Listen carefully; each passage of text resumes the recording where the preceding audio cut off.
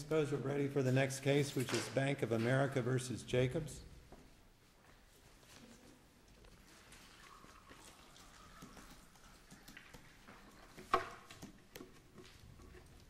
May it please the court, my name is Mary Walter, and I represent the appellant, Bank of America, N.A. I'd like to reserve 3 minutes of my time for rebuttal. All right. This case is about property rights and the burden imposed before such rights may be extinguished by a court of law. Each year, properties are sold at judicial auctions to third-party sellers, often encumbered by mortgages. The appellee, David Jacobs, became one such purchaser when he bought a property previously owned by Mr. Todd Mack for $1 to satisfy a judgment lien. Jacobs was able to extinguish 2 prior mortgages on the property by alleging that the mortgages were time-barred or otherwise unenforceable when the defendants' counsels or the defendants failed to respond to the complaint to quiet title. As a preliminary matter, there seems to be some dispute or some confusion in the briefs, or maybe in my own mind. What order are we really looking at? What order are we on appeal, Your Honor? Yeah.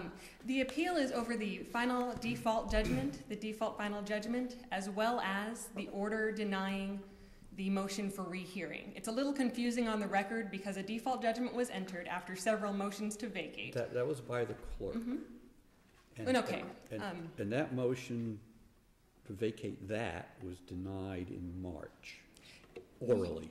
Am I correct? Yes, if I may quickly address the facts, there was a default entered, as you said, on May 8th, 2012. That was the default by the clerk. Thereafter, about maybe a few weeks later, Bank of America's counsel appeared, and then a week after that, on May 31st, 2012, they filed their first motion to vacate default. The motion's improperly titled. I think it may reference a motion to vacate default judgment. However, there was only the default entered at that time. Over the next several months... Well, there is an issue about the failure to file affidavits setting forth any excusable neglect. Yes, that's not necessarily an issue that we're... Also a failure to file an affidavit setting forth that the bank either owns or has the right to enforce the note. In the quiet title action, those were not necessarily issues that's not exactly what the order on appeal is addressing at this time. There were, as Your Honor had said, there were several motions to vacate. They were not supported by an affidavit. These motions were heard on March 4th, 2013, with the appellees, with Mr. Jacobs, motion for entry of default judgment. There were 2 motions that were heard at that hearing. Or I guess there were several, but there was several motions to vacate the default, and then also the motion for entry of final judgment on the prior default. These 2 things were addressed. The court decided that there was not competent evidence, there was no affidavit to vacate the default, and thus granted the motion and entered a final default judgment on the docket. It's noted as recorded on March 4th, 2013, excuse me. That judgment was recorded. After that, Bank of America filed a motion for rehearing and reconsideration, and motion to vacate default judgment. We contend, and I understand that the appellee disputes this, we contend that that motion was of the final judgment, the final default judgment. It stated it's a motion for rehearing under 1.530. It's a motion for reconsideration under 1.540. Yes, and it's also a motion to vacate. So there were 3 things in this combination motion. Thereafter, the court entered a second order that denied a motion to quash service of process, which was previously raised. Again, not supported by an affidavit. That motion was addressed at the March 4th hearing, but there was no order entered. So the court orally said, as we have on the record of the transcript, I will deny the motion to quash service of process because I don't find it valid. But there was no order entered. The only thing that was entered on March 4th, 2013 was that final judgment.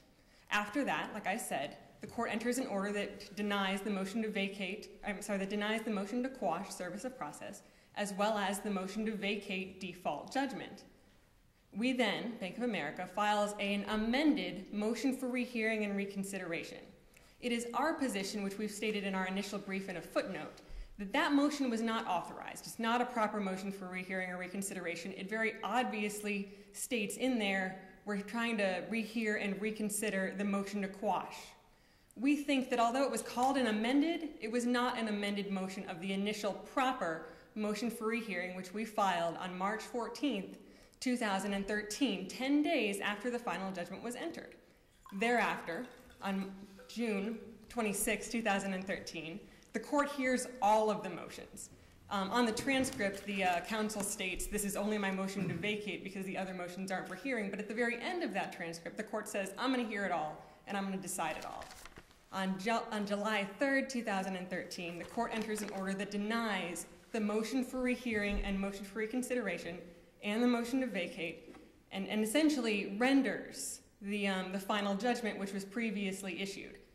Under the rules of appellate procedure, a final judgment can be is not rendered until that timely motion for rehearing is decided. So because that order rendered the final judgment, we then filed a timely appeal, and in our appeal, we reference both the final judgment and the motion. We call it the denial order, but the order denying the motion for rehearing and reconsideration, motion to vacate, and the amended motion for rehearing and reconsideration. So there is a little bit of a confusing procedure. Prior counsel maybe could have done a little bit of a clearer job, but we think that the order on appeal here, we would contest, is that final judgment. And it's our position that independent of the failure to support the motion to vacate with an affidavit, which it would need, the final default judgment should not have been entered in this case, because even on a default, you still only admit the well-pled allegations. And it's our position. Tell us why the complaint doesn't state a cause of action. It's our position that the complaint doesn't state a cause of action for two reasons. The first is more of a procedural concept. We don't believe that it contained enough well-pled facts. It states that the mortgage is time-barred or otherwise unenforceable. We believe that's a conclusion.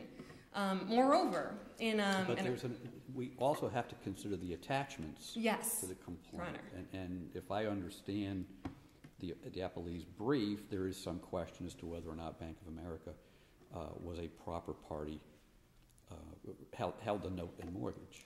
Your Honor, I understand the argument in their brief. It's our position that the complaint only said the mortgage is time-barred or otherwise unenforceable. That's the only language that it used. They then say in their answer brief that, well, otherwise unenforceable means that they didn't have the opportunity to enforce the note. None of that is in the complaint whatsoever. They don't even really reference the fact that there was a prior foreclosure that actually had Bank of America as the, they were substituted in as the proper party plaintiff in 2009, and then after that case was dismissed for lack of prosecution, they started a new foreclosure in 2012. None of that is in the record, nor is it actually in the complaint. So we believe that just by looking at the complaint and the attachments, there's no issue as to whether Bank of America can necessarily enforce that note, even a prior, or enforce that mortgage. The case law is clear that a mortgage follows the promissory note, so there could be, if Bank of America held the note, which it does, it could still be able to enforce that note even if there was perhaps an invalid assignment. We would contend that the assignments attached to the complaint were not invalid. Well, Bank of America never filed an affidavit setting forth that they own the note, or hold the note, or have the right to enforce the note at any time. Well, while they did not file any affidavits, none of that is clear from the complaint at all. But the complaint puts the bank on notice that it's either time-barred or unenforceable. That's pretty conclusory in terms of your note cannot be enforced by the bank. Instead of responding with an affidavit that authenticates the note and mortgage and establishes that it's owned or held by the bank, to which they have the right to enforce it, the bank does nothing but say excusable neglect, we changed attorneys, we did this, we did that. So why should the default be vacated? Your Honor, the default should be vacated because the complaint fails to state a cause of action. To return to your point, the standard for a quiet title is that the encumbrance, the claim of the defendant is invalid. It's not that it's unenforceable; it's invalid. Well, so there's no dispute that Jacobs owns the property. Yes, that's not in dispute and at all. And then there's no dispute that he alleged that Bank of America may have an interest in the Absolutely. property. Okay. And there's no dispute that he said, I don't believe this interest is enforceable because it's time-barred. Yes, he said the interest may not be, the interest is time-barred or otherwise unenforceable. Time That barred is what was meaning- stated in the Well, complaint. time barred means statute of limitations has run. Yes, and Your Honor, respectfully, the statute of limitations 95.11 states that a mortgage cannot be, there's a 5-year statute of limitations for a mortgage, but that's to bring a claim. That's not whether the mortgage is valid. So enforcement and validity, we would argue, are two separate things. But the problem I'm having is the bank missed an opportunity to present an affidavit to counter the complaint and had a default, and the bank is resting its entire position on a theory that the judgment is void because the complaint didn't state a cause of action. I mean, it just strikes me as pretty gutsy move, because I'm having trouble understanding how the final judgment is no better than probably voidable. Even if, Your Honor, even if the judgment was simply voidable as it was held recently in the Lemaire case, the Condominium Associates Lemaire, rather than void, Bank of America, we have appealed the final judgment. The default final judgment, that's our position. We did that motion for rehearing, as I said earlier, and then we've now. So, Your Honors, you can review the final judgment itself. We're not limited to looking at should this judgment have been vacated as void. But that's the position you've taken, is that your mortgage survives. The argument below, as I understand it, is it's void. It's a void judgment because the complaint did not state a cause of action. Yes, we're arguing that the case law holds a judgment cannot be entered even in default on a complaint that does not state a cause of action. There's case law that says that's void. There are several decisions in the first, third, and fifth DCAs that say a complaint, or a judgment in default, a judgment entered on a complaint that fails to state a cause of action is void. There's a recent decision that says, that's actually not true from the fourth DCA. They calls it voidable, but so even if it is voidable, Your Honors, we still have an argument here that the judgment should not have been entered, and we would ask that this court reverse that. What I don't understand is why isn't this complaint more than sufficient to put Bank of America on notice about what Mr. Jacobs' claim is that's being asserted against it? Why doesn't it state a cause of action? I would say because it doesn't state any sort of, it doesn't give enough detail for Bank of America to even respond to that. Well, aren't these, legal arguments and things that could be worked out in discovery and depositions? Perhaps. And that would be worked out in the course of the case itself, but not necessarily need to be stated in the complaint? Well, it is our position. Our first position was that the allegation that a mortgage is time-barred or unenforceable, which is what we're kind of relying on if we go with the whether Bank of America can enforce the note at all.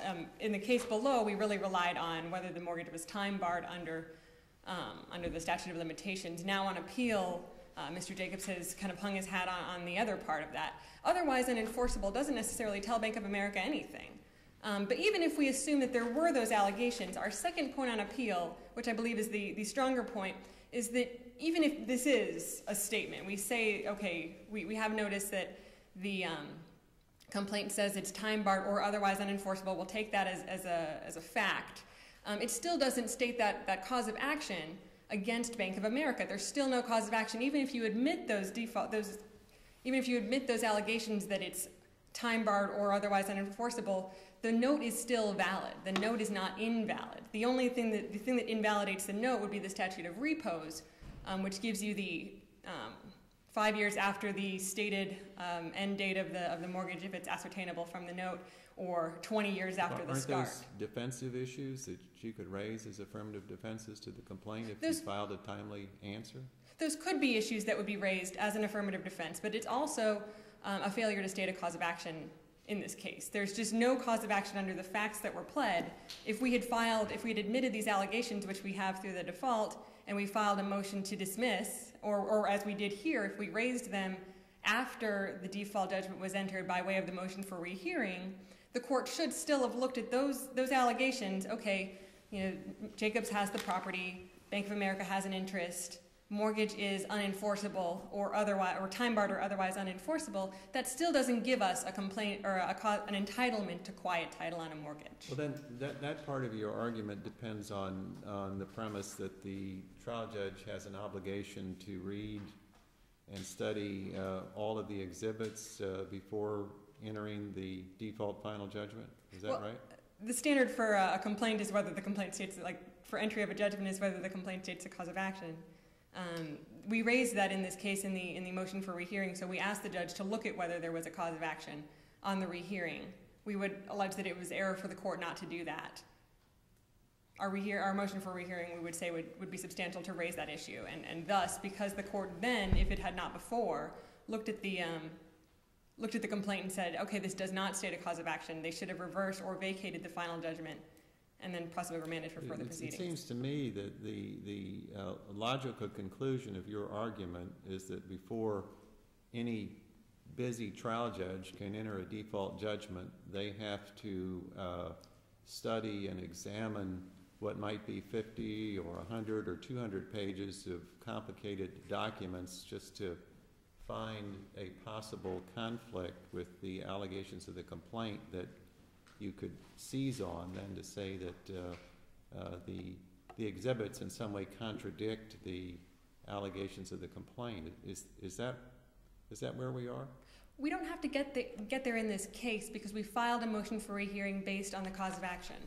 The motion for rehearing specifically asserted that there is no cause of action in this case. So independent of whether a trial judge has that obligation, and I understand a busy docket of a trial judge, we have asserted in this motion for rehearing, because Bank of America filed a motion for rehearing of the final default judgment, we would assert that that specific motion asked the court to review the complaint for cause of action. We pointed out why it failed to state a cause of action.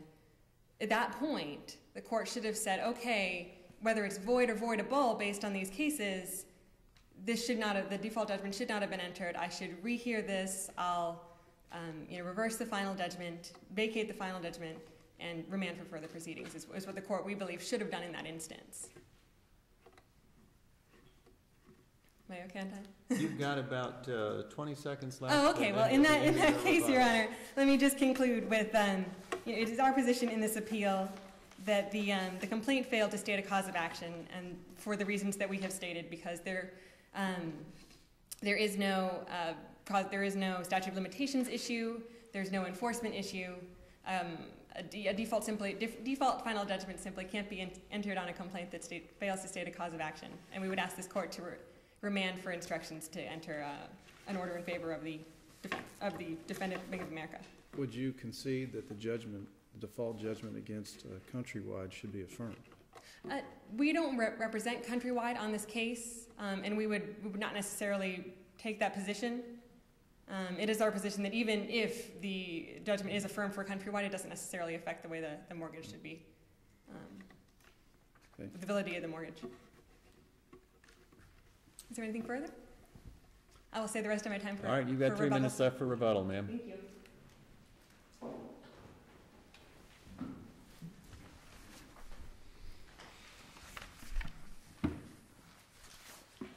May it please the court, Jeff Regan of Regan, Zabuni, and Atwood on behalf of the appellee David G. Jacobs. As the court is aware, this case is a quiet title action that arose out of an effort of Mr. David Jacobs to quiet title the property that he had purchased at a sheriff's sale. Initially, I want to start off with the last issue I believe that Judge Sleet had raised, which has to do with Countrywide. What the complaint alleged in this case was the derangement of title in Mr. Jacobs, that he was the owner of this property. And then it asserted that two of the defendants, Countrywide Home Loans, Inc. and Bank of America, may claim an interest in the first mortgage to the property, and that Countrywide Home Loans, Inc.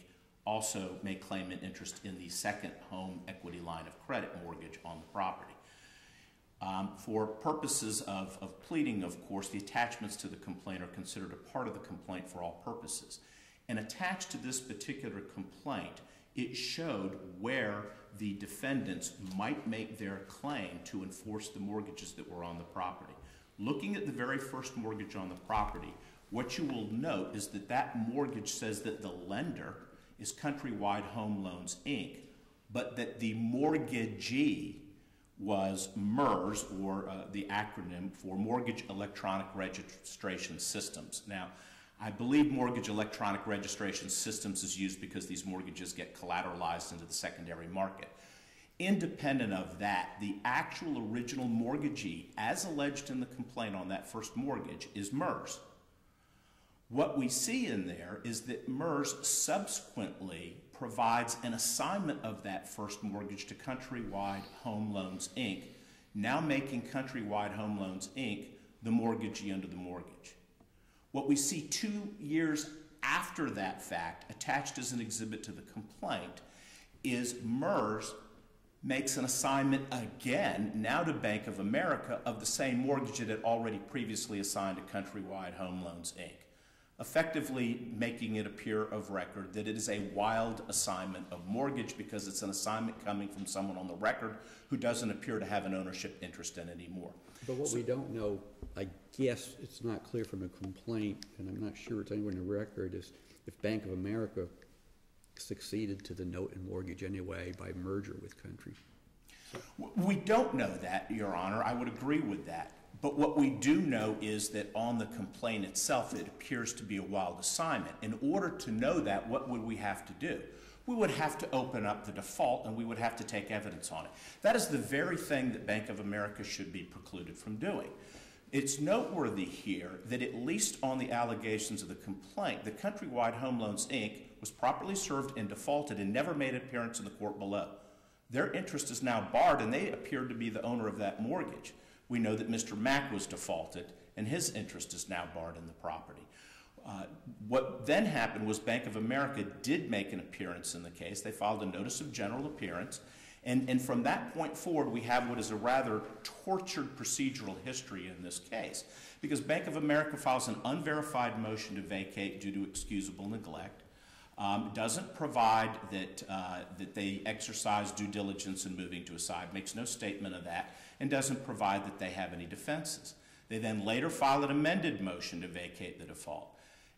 Again, unverified, no affidavit, no evidence, but for the first time they say, well, we think we have a justiciable defense, and they file a proposed answer, and they say that they exercise due diligence, but they don't really explain as to how, but still we have no affidavit. Interesting is that when they file their proposed answer, they don't raise failure to state a cause of action. They understand it's a quiet title action that they can answer the complaint. And in paragraph 5 of that complaint, which alleged two things in it, the Bank of America may claim an interest in the mortgage, not that it has one, but it may claim one under the assignment, and that it is either time barred or otherwise unenforceable, and you can reference the attachments to see that, okay? Bank of America denied the entire paragraph. They didn't admit that we do claim an interest in it, but we deny that it's unenforceable. They denied the entire paragraph altogether. And again, no affidavit. Proceeding with the tortured history of this case, then immediately, the Friday before the Monday hearing in Manatee County Circuit Court on this, a new law firm now appears and files a second amended motion to vacate the default, again unverified, no affidavits, and moves to quash service of process. So, of course, we have the hearing, the final judgment's entered. The court did enter the order denying the motions to vacate the default, the quash service of process, several weeks thereafter. So now we get to the next step of the procedural history. For the first time, on March 14th, which would have been 10 days after entry of the final judgment, we have filed by Bank of America a motion for rehearing combined with a motion to vacate the default. For the very first time, they have now abandoned all of the excusable neglect arguments that they've raised before, and for the first time, they now say that the complaint, or the default, if you will, is void because the complaint failed to state a cause of action. Not voidable, but void. And the Rules of Civil Procedure, Rule 1.540B4, specifically provides that you can vacate a default. And Rule 1.500 specifically provides if a judgment's been entered, you can also vacate the judgment based on the default if it is void. So there's specific authority for that. But the case law is clear that it is only going to be void if the court lacked jurisdiction, whether it lacked subject matter jurisdiction or personal jurisdiction. It has nothing to do with whether the complaint states a cause of action. The only thing that was raised in that motion, initial motion for rehearing, that would have addressed whether that judgment could have been void or the default itself could have been void based on the complaint out there, was the argument that there was improper service of process.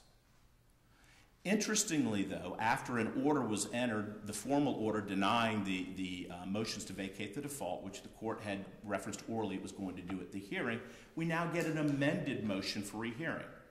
Now, counsel has suggested that that's not a proper motion and you should disregard it and give life to our first motion for rehearing out here.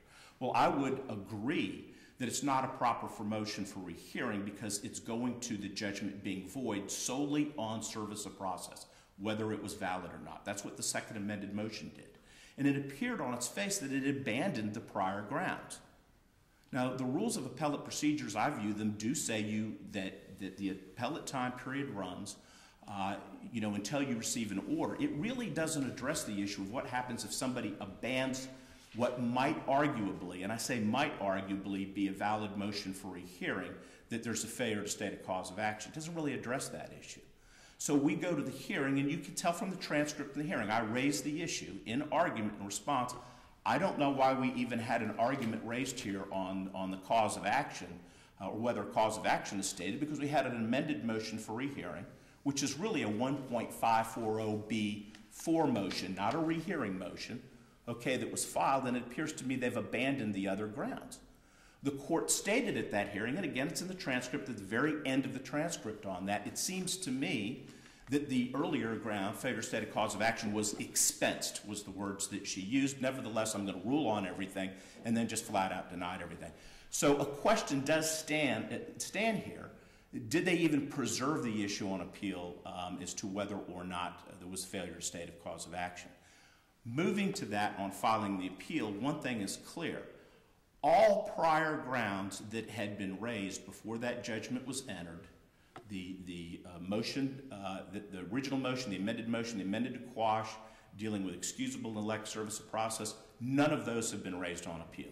So what's clear here is that the default was properly entered. That's not before the court now. It leaves the only question as to whether or not this judgment is void for failure to state a cause of action. Now, counsel suggested that there are some other cases that use the term void for failure to state a cause of action. But if you look at the history of those cases and trace them back, as we did in our brief, you will see that they don't really use the term void in them. And in fact, a number of those cases were decided prior to Rule 1.540B4's enactment. So words have meaning. They mean something. They chose to say that it was void, that it has no force and effect whatsoever. And it wasn't until they filed the reply brief they said void means voidable. But even under the case authority of this court, and in particular the reference to Sterling Factors versus U.S. Bank National Association, this court has clearly stated that there's a distinction between what is void and voidable. They're not interchangeable and they don't mean the same thing. The judgment is not void, so we believe that we should prevail and that the appeal should be affirmed. Having said that, even if the court agrees that it has been preserved, we need to go back to what was actually alleged. And what was actually alleged is that this mortgage is unenforceable. You go back and trace the chain of title as attached to the mortgage. There was never an affidavit filed with the court to try to get out of this default.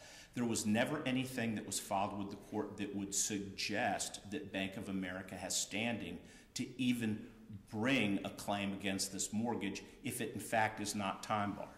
It has made the assumption below, it has made the assumption before this court that it has an assignment from Countrywide. It's actually stated in its facts we have an assignment from Countrywide, but it does not. And if it has a separate assignment from Countrywide, it sure as heck isn't in the public record, and it's not in the record that was before the court below or the record here.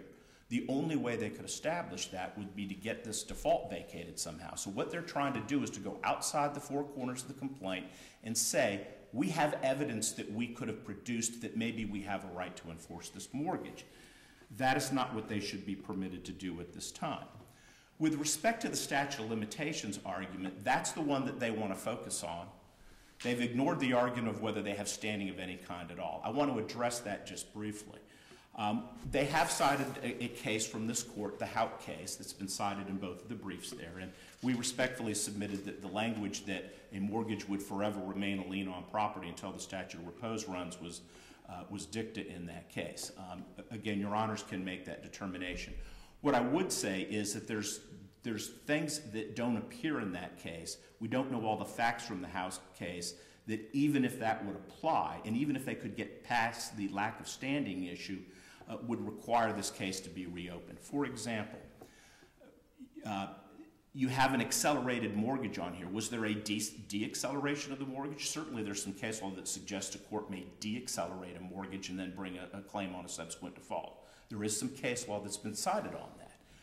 Was that factually done? Was it done at all? What you'll see in one of the motions, the amended motion to vacate the default that was filed by Bank of America, is that they suggest they filed a foreclosure action when? After the default was entered against them in this case, and there's a lis pendens of record. I don't know that you can take away your acceleration and de-acceleration after you've already had a default and there's a lis pendens of record against you. Let me ask you, in terms of your allegations, maybe it's enough as to the statute of limitations to go against a note, but then we have the statute of repose mortgage. Yes, sir. And there's that recent case out of 3rd DCA that deals with this issue. Would your complaint be adequate to assert that the mortgage is not valid under the statute of repose? Or do you have to rely on the attachments to your complaint which raise this issue that perhaps Bank of America does not have an assignment and therefore has no standing? Setting aside the standing issue and dealing just with statute of limitations or statute of repose, as I understand your question, I would say that it does. We are not required to plead specifically whether it's time barred under a specific statute of limitations or a specific statute of repose that's out there. In fact, that would be a legal conclusion. The allegation that it's simply time barred, we believe, is an allegation of ultimate fact. It's certainly not an allegation of evidentiary facts. With respect to the attachments that are attached to the complaint, they may provide some probative evidence that someone would suggest that maybe it hasn't run under various statutes that exist. But we don't believe that it raises something that would be dispositive. And again, it states a cause of action. I think it would be more appropriate from their perspective not to say you don't state a cause of action, but if they had properly appeared, am I entitled to a partial summary judgment? Am I entitled to a judgment on the pleadings? The courts have recognized that there is certainly a distinction between motions to dismiss, judgments on the pleadings, and summary judgments. They're all very much different animals here. We're at the very initial stage as to whether it states a cause of action on a motion to dismiss. If it says it's time barred, that's stating a cause of action. It may suggest facts that could be argued against that, but not dispositive ones. And then when you take that in conjunction with the fact that it shows what appears to be a wild assignment of mortgage, you have to question, do you even get to that issue in the first place? Does it even matter? Because we've said they may claim an interest. They denied that they may even claim an interest in their proposed answer, but that it's unenforceable. Well, of course it would be unenforceable if, in fact, there's not a proper assignment there. Rule 1.110 of the Florida Rules of Civil Procedure merely require that we allege a short and plain statement of ultimate fact. The case law is clear that the purpose is to apprise the defendants of what it is that they are being sued for. They clearly understood they were being sued to quiet title to the property. They objected that we should be able to quiet title to the property in their very first motion to vacate the default. They clearly understood it. They even filed a proposed answer when they amended their motion to vacate the default. So they clearly understood that a cause of action had been raised in this case. The reason that this is the issue on appeal is because they have determined, based on reading all of the case law, particularly case law from this Circuit Court of Appeal, that they failed miserably to try and get that default vacated under the traditional bases that it's allowed to be vacated. Namely, that there was excusable neglect, that they acted diligently, and that they would have an adequate defense to the complaint. They also failed miserably on the issue of whether or not they had been properly served with process. There's a reason none of those issues had been preserved and brought before this appellate court, and so that now they must hang their hat only on the one thing that they can clutch straws for. But they clearly understood it, clearly put them on notice. It has stated it. I would also suggest to the court, and this was issued, this question was raised by Judge LaRose in your questioning earlier, does the court really have to go through and look at everything and make sure the facts add up? These are ultimate facts, they're not evidentiary facts. Chapter 65, which is the chapter that states that you can bring actions to quiet title, specifically states that if a default is entered against a party, the court need not do any more. It can enter final judgment. That's in Chapter 65. So, and the reason for that is that Florida has had a long, long history of wanting to protect owners of property from having clouds on title so that property can be freely alienable, so it can be freely developed out there. And so it's not uncommon that people will bring quiet title actions to clear up title so that they may do that. And that's exactly what we did here. What the court has done follows the public policy of free alienability of property. Bank of America had every opportunity available to it, and over and over and over again, it failed to do what it needed to do to protect and preserve its rights so it could raise the arguments that it wants to raise. And then again, even on appeal, it followed through with some of those mistakes by arguing a judgment was void, which clearly is not void under any reading of the case law in the Second District Court of Appeal. So for all of these reasons, Your Honors, we would ask that you affirm the judgment below. Thank you. All right, thank you, sir.